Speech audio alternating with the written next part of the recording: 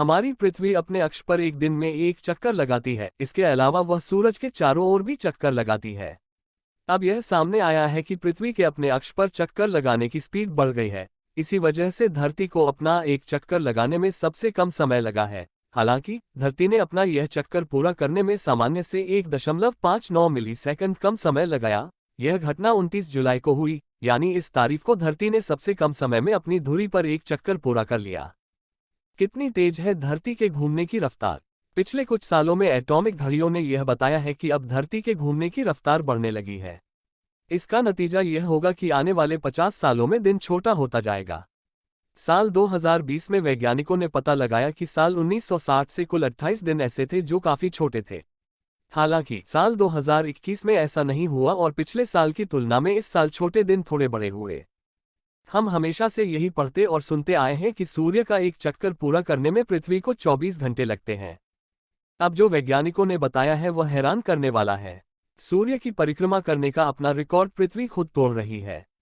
29 जुलाई को पृथ्वी ने 24 घंटे से कम वक्त में सूर्य का एक चक्कर पूरा कर लिया। जानकारी के अनुसार पृथ्वी ने 24 घंटे के रोटेशन से 1.59 मिलीसेकंड कम समय में यह चक्कर पूरा किया। वैज्ञानिकों ने कहा है कि पृथ्वी ने हाल के वर्षों में अपनी गति बढ़ा दी है, मतलब कि यह सूर्य का चक्कर कम वक्त में पूरा कर ले रही है। 29 जुलाई 2022 को जो घटना हुई वह अपने आप में बेहद खास है। इस दिन धरती ने सबसे कम समय में अपना एक चक्कर पूरा किया, यानी सामान्य दिन की तुलना में इस दिन एक चक्कर पूरा करने में धरती ने 1.50 मिलीसेकंड कम समय लिया। इससे पहले 19 जुलाई 2020 को धरती ने एक चक्कर पूरा करने में 1.46 मिलीसेकंड कम समय लिया था। क्यों बढ़ रही है धरती के घूमने की स्पीड? धरती के घूमने की रफ्तार कम ज्यादा होने का कारण एकदम स्पष्ट नहीं है, लेकिन इसे लेकर कुछ मत इस तरह हैं।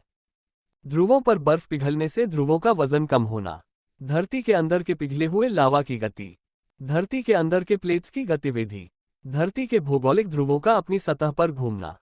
क्यों अहम है धरती की यह रफ्तार? अगर धरती की रफ्तार इसी तरह बढ़ती है तो जीपीएस में धरती अपनी पिछली जगह पर आ सकती है। सिर्फ आधे मिलीसेकंड का मतलब है भूमध्य रेखा पर 10 इंच या 26 सेंटीमीटर की दूरी। सीधे सीधे कहें तो धरती की रफ्तार की वजह से जीपीएस पर असर पड़ता है। वैज्ञानिक अभी भी इससे जुड़े प्रभावों को पूरी तरह समझ नहीं पाए हैं।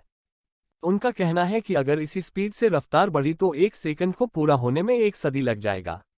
ऐसे में उन्हें मजबूरन समय में 1 लीप सेकंड जोड़ना पड़ सकता है। हालांकि ऐसा करना और भी मुश्किलें बढ़ाएगा, खासकर दुनिया की इंफॉर्मेशन और टेक्नोलॉजी में। ऐसा इसलिए क्योंकि आपने अगर गौर किया होगा कि कंप्यूटर में समय 23 घंटे 59 मिनट 59 सेकंड तक जाता है और 60वें सेकंड पर वह शून्य हो जाता है। माना जा रहा है कि अगर समय में 1 सेकंड का बदलाव हुआ तो कंप्यूटर प्रोग्राम क्रैश कर सकते हैं। कुदरती आपदाओं में भूकंप सबसे बड़ी आपदा है, जिसके बारे में अभी इंसानों को पूरी जानकारी भी नहीं है। 2001 में गुजरात में आए भूकंप को शायद ही कोई भूला हो, जिसमें 20,000 लोगों की जान चली गई थी। और 26 दिसंबर 2004 को 9.1 तीव्रता के भूकंप के बाद आई सुनामी ने तो पूरी दुनिया को हिलाकर रख दिया था। इस दैवीय आपदा में 2,30,000 लोगों ने अपनी जान गंवाई थी। ये सभी घटनाएं धरती के घूमने की रफ्तार बढ़ने की वजह से हो रही हैं। वैज्ञानिकों का मानना है कि धरती की घूर्णन गति या अपनी धुरी पर घूमने की गति धीमी होने के कारण ही भूकंपीय घटनाएं बढ़ने लगी है। एक रिसर्च में ये बात सामने आई है कि सन 1900 के बाद से 7 या इससे भी अधिक तीव्रता वाले भूकंपों की संख्या बढ़ गई है।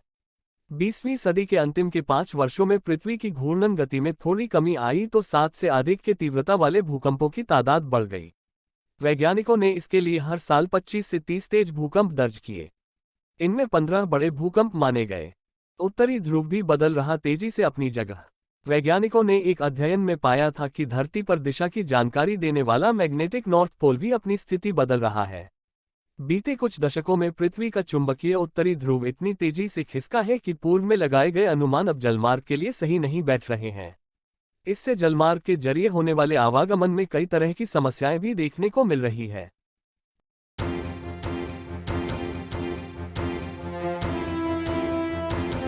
इस वीडियो को देखने के लिए धन्यवाद। वीडियो पसंद आए तो लाइक करें और चैनल को सब्सक्राइब करें।